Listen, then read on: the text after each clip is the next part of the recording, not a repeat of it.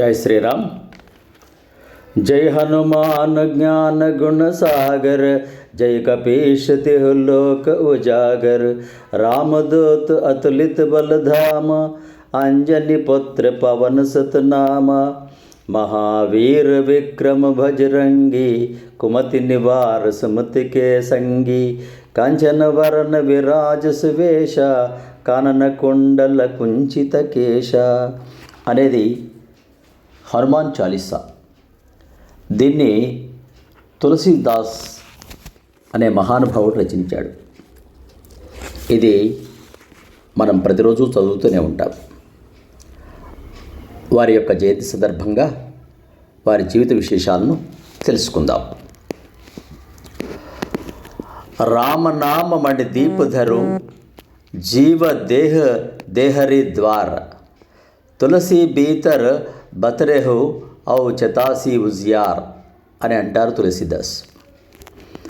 రామనామం అనే మణిదీపాన్ని దేహానికి ద్వారము మార్గము అయిన నోటిలోని నాలుకపై ఉంచినట్లయితే, ధరించినట్లయితే, ఆ రామనామాన్ని నిరంతరం మన జిహ్వతో గానం చేస్తే దేహానికి లోపల బయట కూడా రామనామం అనే మణిదీపకాంతులు ప్రసరిస్తాయని తులసీదాస్ అంటాడు.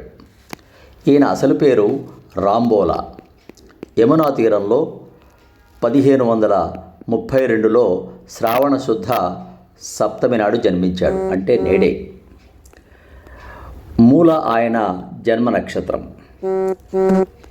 కాశీ నివాసి శేష సనాతన స్వామి వద్ద 18 సంవత్సరాలు విద్యాభ్యాసం చేశారు.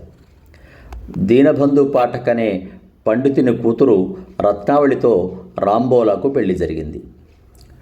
రాంబోలా భార్య అంటే అమితమైన ప్రీతి. ఆయనకు చెప్పకుండా ఒకసారి రత్నావళి పుట్టింటికి వెళుతుంది. ఆ విరహాన్ని తట్టుకోలేక అర్ధరాత్రి, చీకటి, వర్షాన్ని లెక్క చేయకుండా గంగానదిని దాటి భార్య రత్నావళిని చేరుకున్నాడు. అతని భార్య విషయాన్ని గమనించి రాంబోలాతో, అస్థి చర్మమయ దేహ మను తామే జైసి ప్రీతి, తైసి జో శ్రీరామ మహాహోత వతా భవతి. నాథ, అస్థి చర్మమయమైన నా దేహముపైనున్న ప్రీతి, ఇష్టము ఆ రామునిపై ఉన్నచో భవభీతియు బంధము ఉండదు కదా అన్న రత్నావళి ఆ గంభీరమైన వాక్కులు రాంబోలా పాలిట తారకమంత్రమయ్యాయి. అప్పటి నుండి రాంబోలా విరాగి అయి శ్రీరామచంద్రుని భక్తిలో నిమగ్నుడై అనేక పుణ్యక్షేత్రాలు తిరుగుతూ పాటలు పాడుతూ సన్యాసిగా మారాడు. రాంబోలా పేరు తులసీదాస్గా మారిపోయింది. ఇతని గురువు నరహరిదాసు. తులసీదాసు మంచి సంస్కృత పండితుడైన అవధి భాషలోనే రచనలు చేశాడు. అది సామాన్య ప్రజలకు చేరువగా ఉండాలని. ఆయన దాదాపుగా 25 రచనలు చేశాడు. అయినా శ్రీరామ దర్శనం కోసం కోరి సరియు నదీ తీరాన 1577 సంవత్సరం ప్రాంతంలో శ్రీరామచరిత మానస్ రచించాడు. అంటే పరమశివుడు తన మనస్సులో రచించుకున్న రామాయణం అన్నమాట.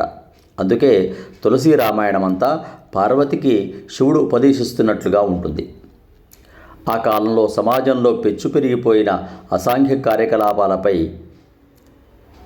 శీల సంపద పునఃప్రతిష్ఠ చేయడానికి సంధించిన రామబాణమే శ్రీ రామచరిత మానస్. ఇది ఉత్తర భారతదేశంలో నిత్య పారాయణ గ్రంథంగా ఉంది.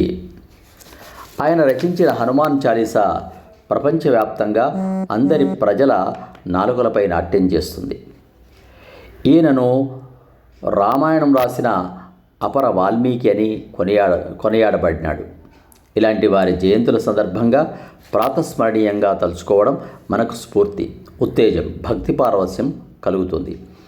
వారి జీవితాలను త్యాగం చేసి అందించిన సాహిత్యము, జీవన మూల్యాలు మన జీవితాలను సరిచేసుకోవడానికి కరదీపికలు.